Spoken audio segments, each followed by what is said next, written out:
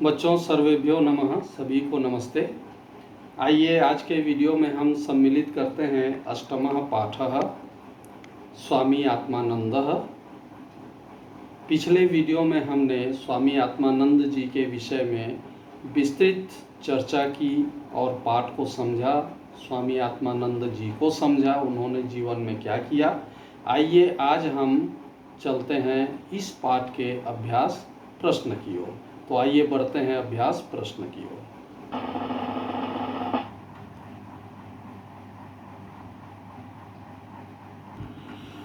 तो आइए बच्चों हम बढ़ते हैं स्वामी आत्मानंद पाठ के अभ्यास प्रश्न की ओर। तो ये आपके स्क्रीन में अभ्यास प्रश्न दिखाई दे रहे हैं। इससे पहले मैं आपको पाठ में प्रयुक्त हुए आए हुए शब्दार्थों की ओर लेकर चलता हूँ। तो ये आप अपने स्क्रीन में शब्दार्थ देख पा रहे हैं। ईदृशः माने ऐसा, कियंतः माने कितने, कामये माने चाहते हैं। इस तरह से बहुत सारे ये शब्दार्थ हमारे पाठ में आए हुए हैं। तो इन्हें बच्चों आप कॉपी में नोट करिएगा और याद भी करिएगा। तो आइए इसके बाद हम बढ़ते हैं अभ्यास प्रश्न की ओर। तो ये देखिए अभ्यास प्रश्न में सबसे पहले जो दिया, अधोलिखितानां प्रश्नानां उत्तराणि संस्कृत भाषायां लिखत। यहाँ पर 6 प्रश्न दिए हुए हैं, 1 2 3 4 5 6।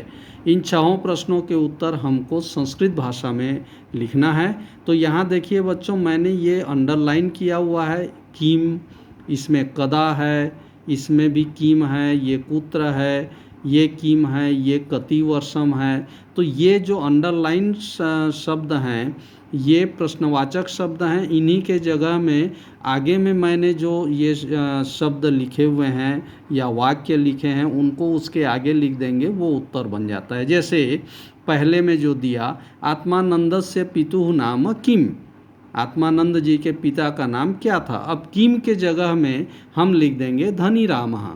तो उत्तर बन जाएगा आत्मानंदस्य पितुः नाम धनीरामः। ये किम हट जाएगा यहाँ से। ऐसे ही इन सभी और जो 5 प्रश्न हैं इन सभी पाँचों में भी ऐसा ही हमको करना है। तो आप देखिए दूसरे प्रश्न के आगे मैंने कदा अभवत, कदा के जगह में हम लिखेंगे 6 अक्टूबर 1929 तमे वर्षे अभवत।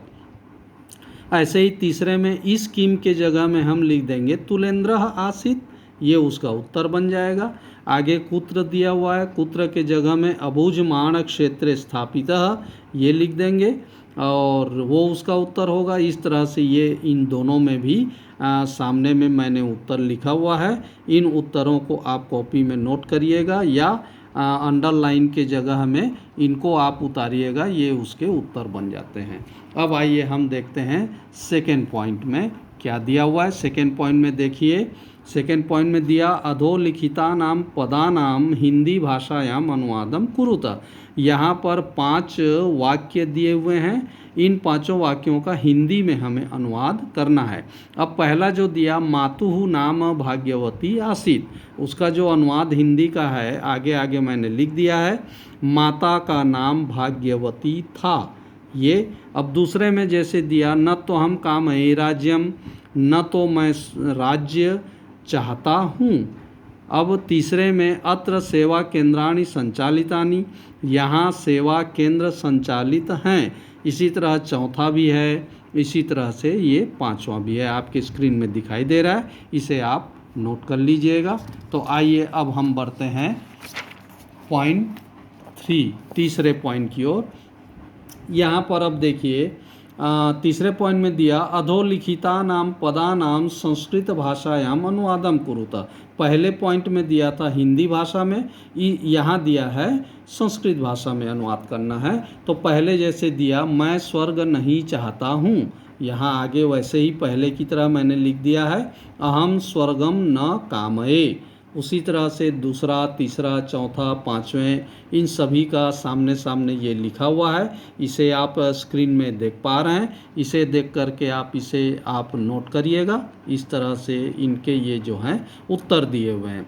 अब आइए हम बढ़ते हैं चौथे पॉइंट की ओर। चौथे पॉइंट में दिया रिक्त स्थानानि पूरयत, रिक्त स्थान हमें पूर्ति करना है। इनके सामने भी मैंने जैसे आत्मानंदस्य खाली स्थान सर्वत्र प्रशंसितम आसीत, तो बीच में आएगा ध्येय वाक्यम।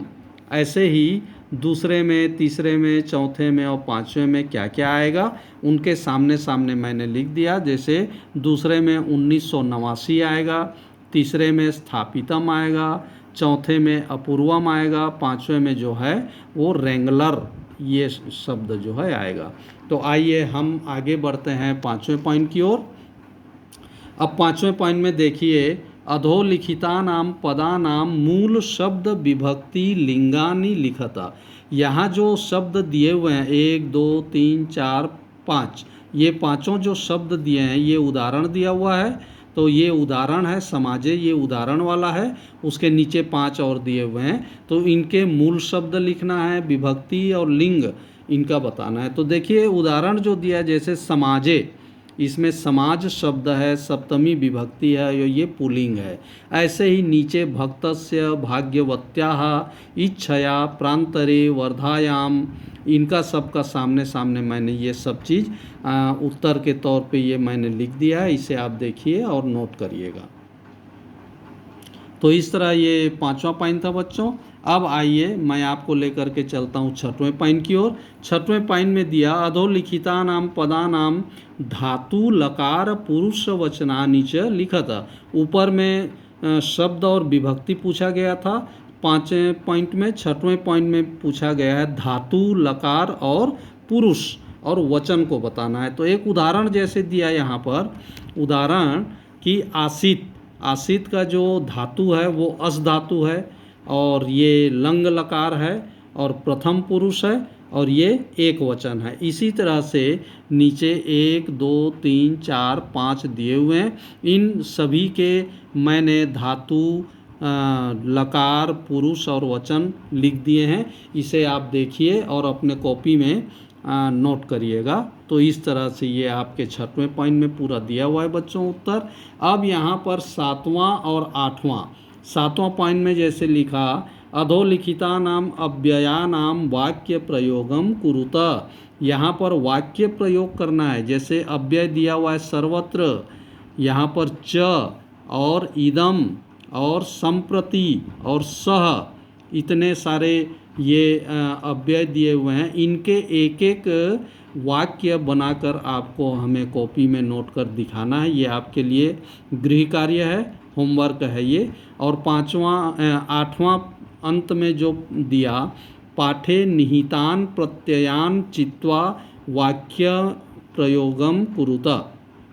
वाक्य में प्रयोग करना है जो प्रत्यय यहाँ पर लगे हुए हैं, पाठ में आए हुए हैं। तो ये भी आपके लिए होमवर्क है, इसे भी आप नोट करिए, अपने पाठ को देखिए जो हमने वीडियो में प्रेषित किया था और जो आपको समझाया था कि कौन कौन से प्रत्यय लगे हुए हैं और उनका वाक्य प्रयोग करना है। जैसे सातवें पॉइंट में अव्ययों का वाक्य प्रयोग है, वैसे ही नीचे में आठवें पॉइंट में प्रत्ययों का प्रयोग है, उनके वाक्य संस्कृत में प्रयोग करेंगे।